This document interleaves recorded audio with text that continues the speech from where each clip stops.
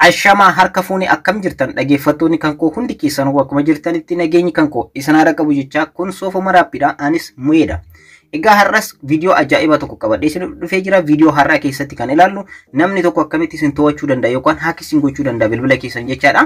Akkamitti isin to'achuu akka danda'a, akkamitti hack isin gochuu akka danda'u yookaan isin to'achuu akka danda'u wajjin ni ilaalla jechaadha. Akkanumallee namoonni hack isin gochuu akkamitti beekuu dandeessan, akkanumallee hack yoo isin godhan akkamitti ofirraa balleessuu danda'a waan jedhudha kan isinitti agarsiisu.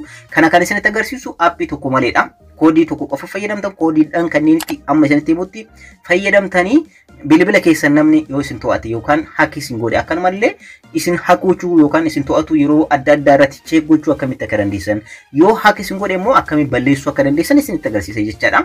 Haga dhuma viidiyoo kanaatti yoo na wajjin turtan barnoota gaarii akka irraa argattan abdiin qaba.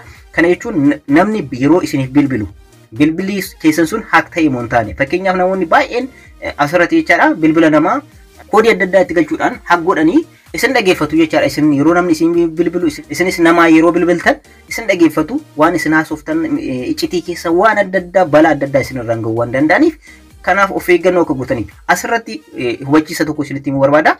Wanta kana waan gaariidhaaf hojjedhaadha. Namoonni baay'een jechuudha dhaggeeffattoota kan koo kan itti fayyadamuu fi barbaadan wantoota hin taane namarratti raawwachuudhaaf. Kana osoo hin taane akkamitti namni isin hack isin gochuu akka danda'u yookaan isin to'achuu akka danda'uu fi akkanumallee hack yoo isin godhe immoo akkamitti ofirraa balleessuu akka dandeettan qofa isin barsiisuudhaaf malee nama irratti daba akka hojjettaniif akka hin taane hubachuu qabdan. Asirratti of eeggannoo cimaa godhaadha. Waan gaarii hojjechuun isinumaaf fayyada waan ta'eef.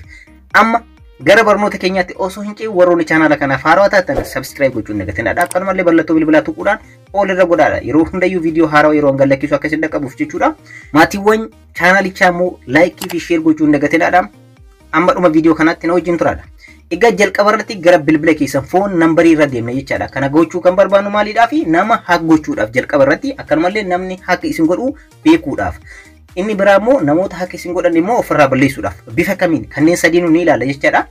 Asirratti wanti beekuu qabdan bilbila keessan irratti bilbila namni isiniif bilbilu yeroo isiniif bilbilamu isin namaaf bilbiltan jechuudha. Kanaaf asirratti ni ilaalla jechaadha. Bakka bilbilaa kanarratti ni seentanii foon bakka jedhamu kana jechaadha. Achirratti seentanii koodii barreessitantu jira. Kanaafiyyuu koodii san ni barreessina jechaadha. Fakkeenyaaf amma jalqaba cheekaa godhume hack ta'eera moo hin taane waan jedhu cheekaa godhu asirratti cheek gochuu barbaadan star maslaal 21 maslaalii jettan. Bifa kanaan jechaadha. Cheek gochuudhaaf bifa kanaanii achirraa ni bilbiltanii seemii keessan ni filattanii fakkeenyaaf lamaffaa filadhu.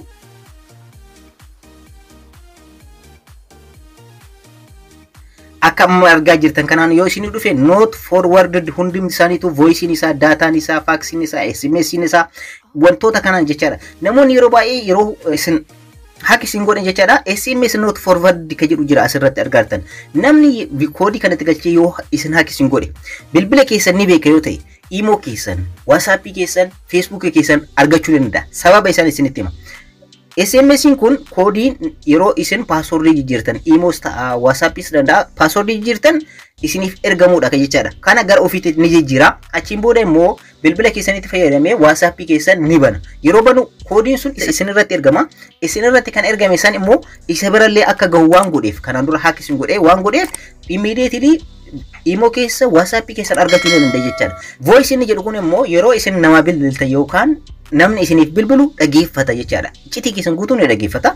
Daataa keessanis sirriitti hordofuu ni danda'a. Asirratti baay'ee tokko isin miidha jechaadha. Kanaafiyyuu koodii kanaan haala kanatti bifa kanaan yoo isin dhufe tasumayyuu bilbili keessan hack hin taane yookaan hin to'atamne jechuudha.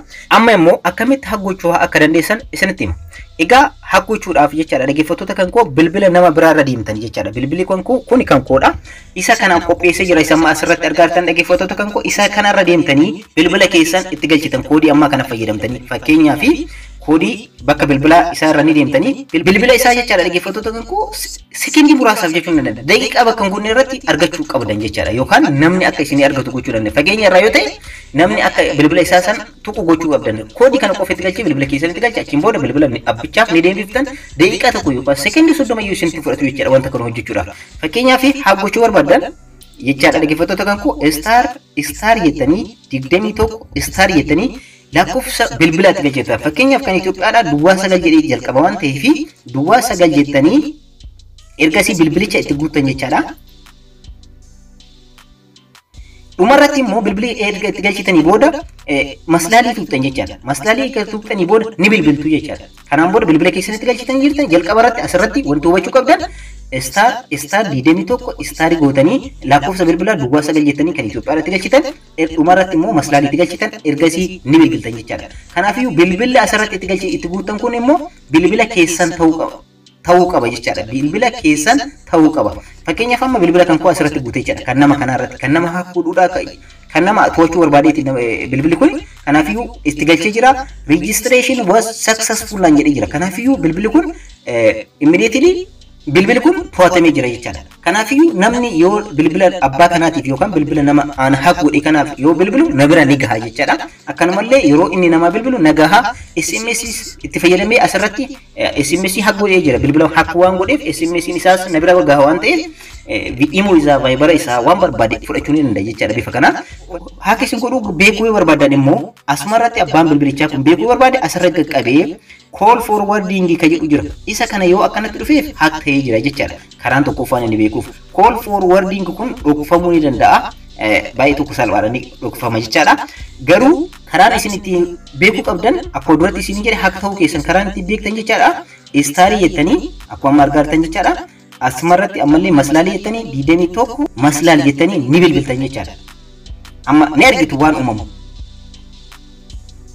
Akkuma amma argaartan dhaggeeffattoota kan asirratti argaa call forwarding jedhee lakkoofsa voice isaa akka lakkoofsa bilbilaa barreessee jira jechaadha. Lakkoofsi bilbilaa asirra barreeffame kun ana haakna godhee jira jechaadha. Akkuma argaartan haak godhee jira nama kana haak godhee jira jechaadha. Kanaafiyyuu lakkoofsi bilbilaa kun haakna godhee jira. Bilbilli na bilbilamu bilbilli an bilbilu sagalee waan barbaade dhaggeeffachuu ni danda'a waan barbaade gochuu ni danda'a. Bilbila kan koo to'atee jira jechaadha bifa kanaan. Kana kan beektan akkamitti jechuudha irra deebi'ee isinitti hima. Istaarii maslaalii 21 maslaalii gootanii ni bilbiltanii haala kanaan ni beektan jechaadha. Kun koodii isa lammaffaadhaati. Karaa ittiin namni haak isin godhuu beektanidha. Amma immoo kan isinitti agarsiisu namni kun haak ta'ee jira already. Amma beekee jira nama haak isin godhe bilbila isaallee beekee jira. Amma akkamitti ofirraa balleessa isa jedhu immoo isinitti agarsiisu. Ofirraa balleessuu barbaadan dhaggeeffattoota kan koo amma koodii iskiriin irratti isiniif barreessu kana amma isin barreessitan jechaadha. Maslaalii 21 maslaalii jettanii ni bilbiltan jechaadha. Maslaalii 21 maslaalii jettanii bilbiltan. Akkuma argaa jirtan is successful isin jedheera. Haqee jira jechuudha yookaan balleessee jira isin jechaadha. Kanaafiyyuu amma ofirraa balleessee jira jechaadha. Kanaafiyyuu amma irra deebi'ee haak ta'uu kan koo cheekaa godhu. Kana gochuudhaaf istaarii godhee maslaalii godhee 21 maslaalii nan godha nan bilbilaa jechaadha. Kanaafiyyuu akkuma argaa jirtan wanni xalafameen call forwarding jedhee isa kanatti voice not forwarded ka jedhu jira jechaadha. Isa kanarratti yoo xalafamtan bilbila nama saniitti barraaha astaa jechaadha. Yoo hin xalafameen immoo bifa kanaan not forwarded isin jedhee wanti hundumtuu haala kanaan ta'a jechaadha. Bifa kanaan yoo ta'e namni kamiyyuu haak isin hin goone jechaadha dhaggeeffattoota kan koo. Egaa dhaggeeffattoota kan koo barnoonni kan koo kanarraa kana fakkaata. Barnoota kan koo kanarraa keessatti akkamitti namni haak isin yoo isin godhe beekuu dandeessan akkamitti nama haak isin godhe ofirraa balleessuu akka dandeessan akkanumallee namoota isin akkamitti nama haak gochuu akka dandeessanidha kan isinitti agarsiise.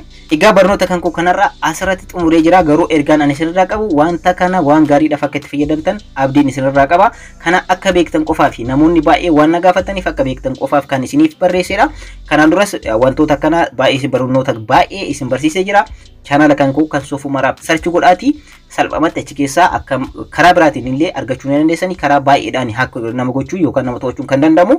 Kanaafiyyuu channel kan koo keessaa viidiyoowwan baay'ee ni argattanii achirraas barachuu ni dandeessanii garuu waan gaariidhaaf akka itti fayyadamtan abdiin qaba jechaadha.